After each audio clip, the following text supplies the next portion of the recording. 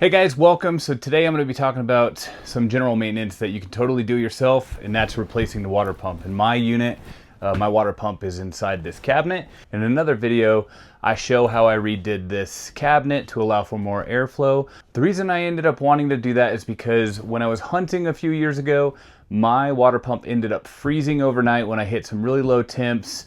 And so I just wanted to make sure I was going to get better airflow and prevent that in the future. But ever since I've had a little bit of a leak and I haven't been able to find it, I now think that's in the water pump. So I've decided to go ahead and swap out my water pump, and I figured I'd show you guys how easy that is to do. Ultimately, you need to locate your water pump in your rig. It could be different. Typically, it's going to be right over the top of your freshwater tank, but it could be different in your rig. Most likely you know where it is because when you kick on that pump, you'll hear that knocking sound, that pumping sound, and that'll help you locate it if you don't already know where it is. One of the other benefits of me rebuilding my cabinet like I did is I now have better access to doing any maintenance or anything like that inside there. Previously, I only had this window right here where a little panel would pop off, and then I would have to go through there. I can only fit one arm through there and barely see at that, kind of peeking while trying to reach in there. So if you had to change your water pump and it's like that, that's going to be pretty tough. But once you figure out where your water pump is, you just got to figure out what it's going to take to get it swapped. And so most likely it's tucked into a not so convenient spot. Hopefully that's not the case for you. And from there, you just got to find a unit that's going to work for your rig. I decided to go with this C-Flow. I just looked up a bunch of different reviews, and everybody can go one way or the other with MaxFlow or all sorts of different brands. But this is the one I decided to land on. I believe it's about 65 bucks. They can be a little less. They can be quite a bit more. But the important thing is making sure that it's got the right flow rate and pump pressure for your rig. So that's pretty easy. Just Google whatever your camper is, RV, whatever, and just look at which one fits yours. Once you figure out which pump will fit your rig, it's pretty simple from there. Typically in the box, you're going to have, of course, the pump. Nothing too special about them. They're all basically the same. You're just going to have to reconnect these wires, replacing the other one, and then the two hose connections, right? They're going to have an in and an out. That could change on different pumps, so make sure you double check that it is in the same flow direction. You'll have the strainer, and then you'll have these type of hose connections. So I'm going to reuse what's already on my camper, and one of which I've already changed out for like a shark bite. So I'm going to leave that on there. I'm not going to use the new ones that came with it, but this is most likely what's going to be in the box that you have. I also have a couple extra of these because this right here can typically freeze. I've had that freeze on me a couple times, so it's good to keep an extra one just in case. And there's a lot of different brands that you guys can choose from. I decided to go with C-Flow after I just looked up a bunch of different reviews. And of course the reviews can go one way or another just depending on people's preference. This one seemed to have pretty good reviews, especially at the price point of 65 bucks, I believe mine was. And the one that I had in here, I believe, was a MaxFlow. That one is actually quite a bit more expensive for me to replace one for one. And it didn't necessarily have the same good reviews that this one does. So if C-Flow's the one that you guys are interested in, I will have an affiliate link in there. And that just goes to help support me and the channel. So thanks for using it if you do. But otherwise, I'm going to get my cabinet out of the way here, and we're going to dive into how quick and easy this install is. All right, and depending on yours should look something similar to this. If your pump isn't separated in a different cabinet, most likely you have all these same hookups. In mine, here is my Shore hookup. So if I was going to connect directly to city water, is this going outside the camper? And then to fill up my freshwater tank, this is the hose that would do that, and it goes down into the tank under the floor, under the couch that I'm sitting on. Otherwise, this T here is what goes to the pump. You can see that I've swapped these out with shark bites because I did have some of those freezing issues that actually messed with my crimped rings that I needed to replace them anyways. In your unit, you may or may not have one of these siphon hoses like this. This is how you can siphon the pink stuff directly into your lines for winterization if you use the pink stuff. Otherwise, it just has a bypass. And if that's something that your rig is missing, now would be a good time to go ahead and install that while you've got things taken apart and you're pulling the pump out. if that is something that you're going to be using. If you just air your lines out, or if you never do any of the pink stuff, you probably don't need to worry about it. But that would be a pretty simple thing to add at this time.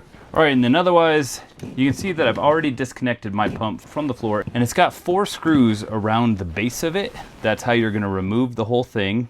For mine, since I put the SharkBite on, I can quickly remove this crimp here and be able to separate it in order to remove these fittings. But on yours, you either might have to loosen a crimp ring that looks like this, or you might have something else that maybe you have to screw off. So this could be slightly different from yours. There's also a chance maybe you'll have to cut the fittings and then replace them with new ones. And then that would require new crimp pieces going over these new male adapters that would then attach to either side of the unit. As you can see, this one here, this one has an elbow, makes a bit more sense for this tight space. The C-Flow came with just straight ones. So something to consider there as well. And then again, I have just a SharkBite here and then the original one over there. The other piece here, I've already disconnected my electric. But yours is gonna have something similar to this. Mine, luckily enough, has a recrimpable on the power cable. So real simple to pull mine in and out. I've already taken it off, and that's what left these 2 bare wires here. Yours could be different. This could require cutting some wires and then re-splicing them together with whatever crimp you have there. And maybe that's something you will need to replace as well. All right, and I am replacing mine right after winterization. I'm just about to take it out of winterization right after doing this anyways. So I've got pink stuff in the lines, not water. So I may get a little bit of that coming out that I'll have to clean up, but for you, you might have water in the lines, of course, so just be ready to sop that up. So for mine, I'm gonna pull off my SharkBite like that. Very simple with one of those removal tools. And then otherwise, when I redid mine, I just got all new PEX hosing for here and replaced the cheaper one that they were using. And then that is it for getting me an angle to be able to pull this off. And then it's just a matter of twisting it off. So hopefully you could just take both sides off. And this is something you're gonna have to figure out from yours.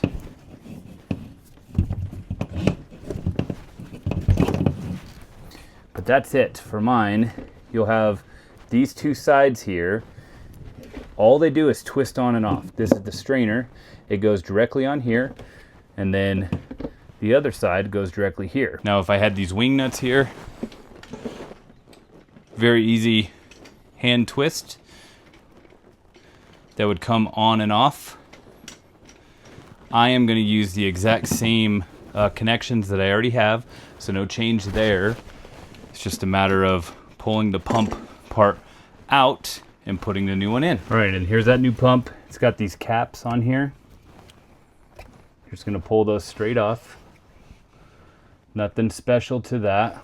Also a good time to clean up any of the area while you've got it open. And as you can see, I've got some dust and stuff in here, but I just recently did the cabinet, so I still need a vacuum after that anyways. Another call out on yours, you want to make sure you pay attention to the wires when you take them off, just in case yours is slightly different, but most likely it'll be like mine where it's red to red and black to white. Otherwise, just copy exactly how they were before you took the other one out and then put them back the same way. All right, and see mine are as simple as pushing these tabs back in, almost like they planned ahead for me to be able to replace it. Okay. Before I get any further, I'm gonna go ahead and test the power side of it. All right, and we're good. We got power there. You heard that kind of a whistle come out of it because there's no actual pressure in lines. Attach your strainer. I'm using the one I already have.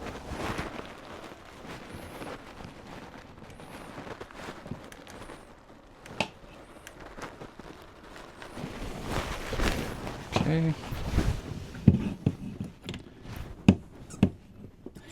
And as you can see, I've got both hands in here. Had I not changed out my cabinet, it wouldn't really be possible. I'd be doing all of this one-handed, and that would suck. All right, and on my other side here, since I'm doing a metal fitting, I am gonna go ahead and put some tape on this. Since I'm doing a metal to plastic fitting with this SharkBite, I'm just applying this tape. This is not something you would do with yours. You can just go plastic to plastic and then move on. But just to make sure that I get the right connection on that, I am applying it.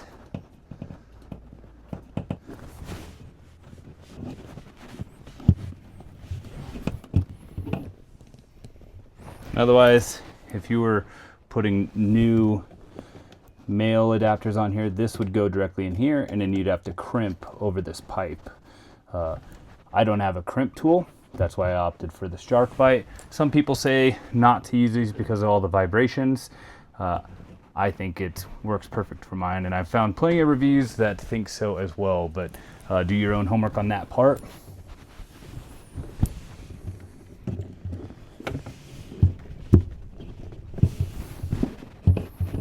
All right, and then from here, it's just a matter of putting the screws back through. You want to also attempt to match the holes, so you're not just adding new holes, but otherwise, nothing special in that.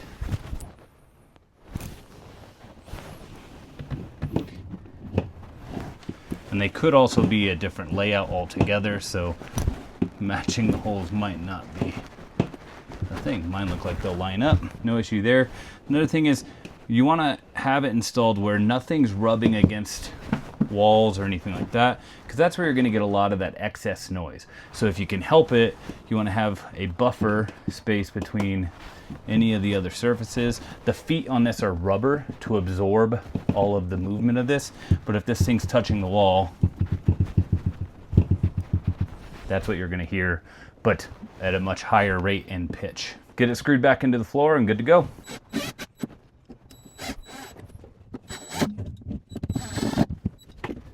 All right, and that's it. And then we test for water. So I've got water in the tank. I'm gonna go ahead and give it a try.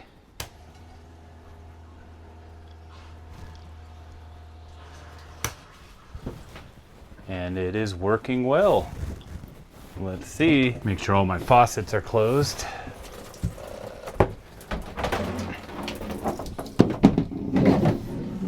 Get down in here and check. And there should be no water.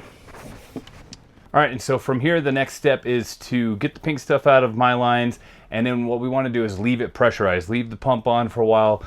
As it's drawing pressure, if it's losing pressure anywhere, it's going to continue to pump.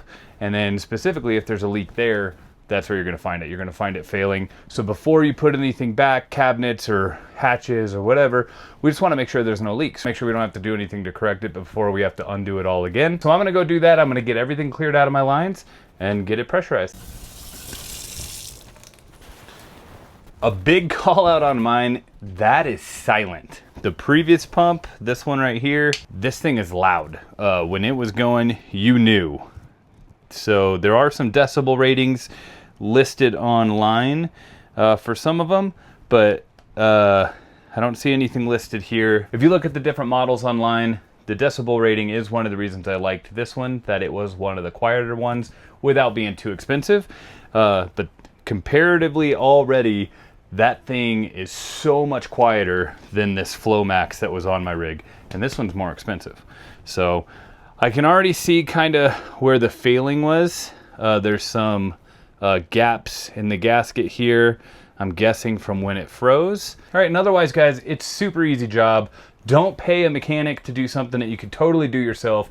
If you're able to use some general tools, pulling the screws out of the floor, and most of the time it's hand twisting those adapters off. But you might need a crimp tool. Maybe you could borrow one if you don't already have one, or you could switch over to a SharkBite like I've done. This is totally something you could do yourself, versus if you were to pay a mechanic for this, you're gonna pay one for the part, which might have a slight markup because it's the dealer or whichever mechanic, and you're gonna pay however many hours per labor. All in all, this probably, since I had already pre-done the work on my cabinet, not having to put all that work into it, so subtracting that part for me, all in all, this is probably half an hour to 40 minutes of labor for me, and mostly that's just checking all the leaks and all that stuff, filling the water, all of that's in there. So very simple. And again, save yourself some money. This is not complicated. You can totally do this. There's no major overhaul of anything. Couple wires, couple hoses, pretty simple. I appreciate you guys watching my content so much. If you like the video, please like and subscribe. I hope my video was helpful to you with saving you some money on your camper maintenance. As I mentioned, I do have an affiliate link for that Seaflow pump in my description. It doesn't do a lot, but I do get a small percentage if you use that link, and it does not cost you any more to use it. It's strictly through Amazon, of course. But otherwise, again, I appreciate you watching. I will see you guys on a future video. Thanks.